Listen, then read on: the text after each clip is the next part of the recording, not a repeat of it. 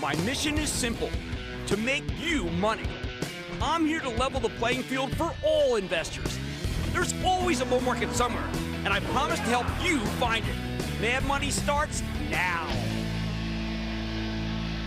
Hey, I'm Cramer. Welcome to Mad Money. Welcome to Cramerica. Other people make friends? Geez, I'm just trying to save you money.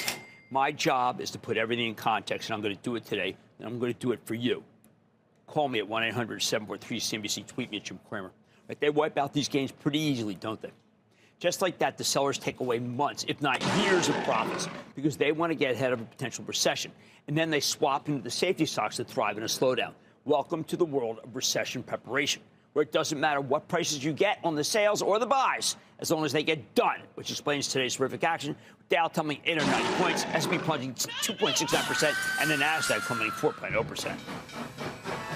Not only was this the worst day for the Nasdaq in 2.5 years, the Magnificent Seven shed an astounding 5%. And we're getting rid of the name Magnificent Seven tonight. It doesn't make any sense at all. Okay, none. Some of the money taken from these long-standing winners went into the healthcares and oils, especially the ones with higher yields. Buying healthcare stocks makes sense. They're slowdown plays. Oils don't make a lot of sense, even the ones with high dividends. 3% ain't going to protect you in this one, believe me. And there is justification for the buy, safety, sell discretionary stocks. Tonight, Delta stock was just absolutely obliterated when the company announced a hideous shortfall, citing weakness in both business and consumer. What a dog. So what the heck is going on here? We don't want to be hysterical, though. We want to be historical, and we want to be together. First, the whole market has changed because the president has changed.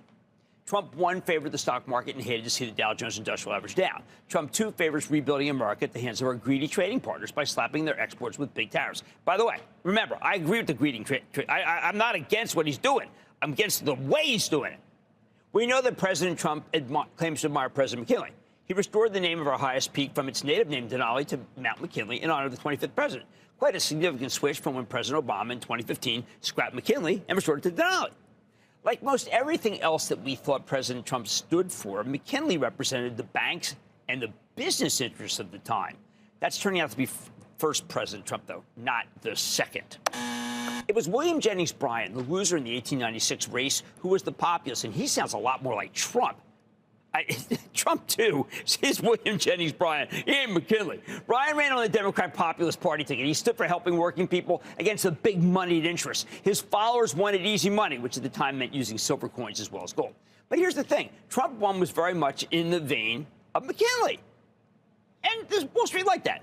Trump, too, is much more William Jennings Bryan, and Wall Street doesn't like that. You can almost hear from borrowing lines. He's like borrowing lines from Bryan's famous Cross of Gold speech, the most emotional speech about monetary policy in human history. Trump, too, frankly, is killing the market, simply by saying that he's not paying any attention to it. He said this weekend that it's not a focus. After all, like Biden, Trump seems to accept that stockholders usually are wealthy people, and that they've done well enough. It's time for the other 99% to do better. I don't know. That's what it feels like. Amazingly, that he and Biden finally agree on something. Stock market doesn't matter.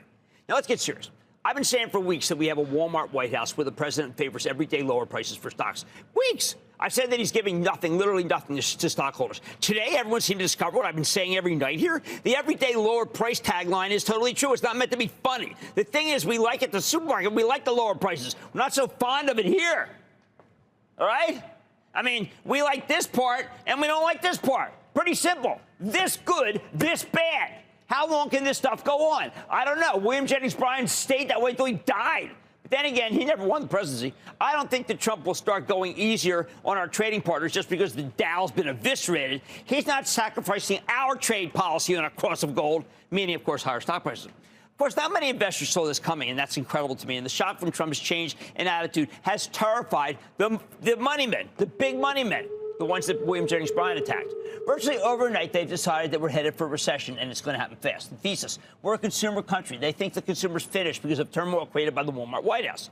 At the same time, the big themes of tech, the data center build-out and AI, seem suddenly cursed, victims of that Chinese outfit DeepSeek that has figured out a way to get more computing power from less hardware. Buyers of NVIDIA expensive chips. By the way, NVIDIA now trades like a meme stock. Can we just tell it? It's a meme.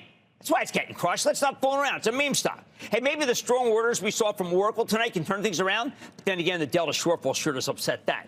Will we really have a recession? The economy does seem to be in a sudden precipitous decline. We know that the president, who loves tariffs, is now threatening to put tariffs on our trading adversaries that are as high or higher than the fabled Smoot-Hawley Tariff Act of 1930. Yeah, the one that helped cause the Great Depression. The sellers are not oblivious to history, even if the White House is. As they see it, Trump's mimicking legendary President Herbert Hoover, who, despite endless diatribes by economists saying Smoot-Hawley could destroy the economy, championed and signed the bill in the name of, yes, the working man, especially the farmers. Exports dropped 60%, and we went into the worst depression in our nation's history. Hoover regretted it, said that they should be repealed in 1932. Way too late. I think the comparison is excessive, but you never want to be in the same sentence as Herbert Hoover. Should you join the sellers? I think today's sellers are getting late, but not too late, to the party. First, they got terrible prices as they sold frantically to get out before the others, although the others may not appear to be because things are already pretty ugly. Second, they totally got ripped off on their buys, which could have been done at much lower levels if they didn't demand that brokers buy the recession-proof stocks lickety-split. Our markets are deep, but they're not so deep that they can handle such concentrated buying and selling. Perhaps tomorrow we'll get another day like today or worse, which is what these sellers must be thinking, or they wouldn't be dumping so vociferously. Maybe they know that the president's going to slap tariffs on Western Europe, Japan, and Korean automakers. I'm waiting for that, aren't you?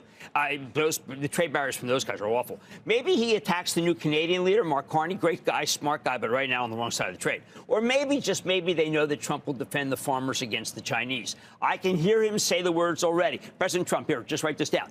Burn down your cities and leave our farms, and your cities will spring up again as if by magic. But destroy our farms, and the grass will grow in the streets of every city in the country.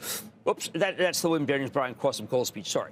I think people are forgetting two things. One is that interest rates are going lower, which is good news. Two is that we have a Federal Reserve chairman who's a student of history. He knows both William Jennings Bryan and Herbert Hoover. Bet he knows the Crossum Cole speech by heart. I used to have it memorized. He knows Smoot-Hawley, and he knows that we could be in trouble.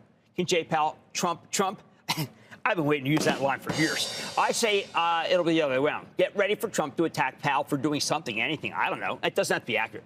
Powell can lower rates anyway. So the answer is that after Delta news is digested tomorrow and all the travel and leisure numbers are cut, it might be too late to sell. You can buy some low multiple techs and industrials and banks here. We did that for the Charitable Trust today, right into the teeth of the sell-off. I'm going to talk about it on our Thursday noon club call. I think you want to be in. I would not jump back into the Magnificent Seven because as of tonight, there is no Mag 7. Came up with that name, scrapping it right now. No moniker fits the two or three that remain viable, and I'm not going to put it. And there's nothing magnificent about Tesla or NVIDIA. I don't know if the recessionistas can keep buying Smucker and Colgate. They're not even doing well. Can they keep selling Marvell Tech? I don't know. It's a nightmare. Okay, but the bottom line, remember, this whole situation is manufactured by the Walmart White House because almost every other market around the globe is crushing ours. They're all doing better than we are. I don't know who's advising the president. I know what he is doing is important work, and I am no free trader. I am not even a fair trader. I'm a tariff guy. But I think you can kill more flies with honey right now, and certainly more than nuclear weapons. Now, the president can roll them back if he wants to, but he generally believes his tariffs are the right thing to do, which is why they'll probably keep coming with no finesse whatsoever, just brute force, which I have to tell you, and including you, Mr. President, there are other ways and better ways to get things done. Let's go to Lauren in Wisconsin. Lauren. Hi, Jim. Thanks for taking my call, and thanks for all your help along the way. My question I'm trying. We're in this together. Honeywell. This is a very tough time. Yeah, go ahead. I'm sorry. I didn't mean that. Go ahead. Oh, sure. With automation, just in passing, Honeywell is considering being divided up into three companies, and I'm interested in the growth part of it. And I wondered what your insight was on which part of that company would best be suited for growth. Okay, my Charitable Trust owns it. We have a lot of it. Honeywell, the growth part is aerospace. Nobody wants Boeing. They'll be buying Honeywell, just like they bought GE Aerospace. I will say this. I like the chemicals business. It's not a growth business, but it's better than the typical chemical company, so that's going to make people like it. The automation business, work in progress. Okay, let's go to Sue in North Carolina. Sue. Hey, Mr. Cramer. I Yeah, Sue, what's up? Show every day in 20 years. Ah, thank you. I appreciate that. Thank you. What's going on with the stock Reddit? It's been down. Okay, so there was a big 60%. short squeeze. Let me explain this. First of all, I think the company is doing incredibly well, okay?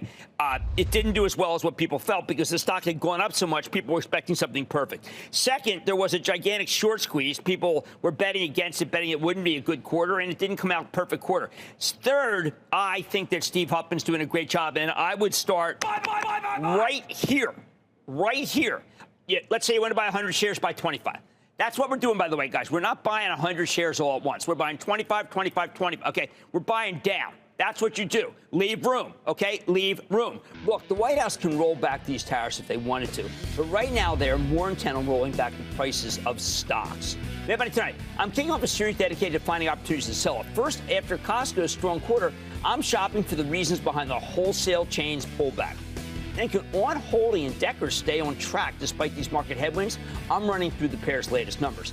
And later on, I'm checking in on CrowdStrike to get a better sense of the cyber stock's road ahead now that it's been absolutely crushed, spindled, and mutilated. So stay with Cramer.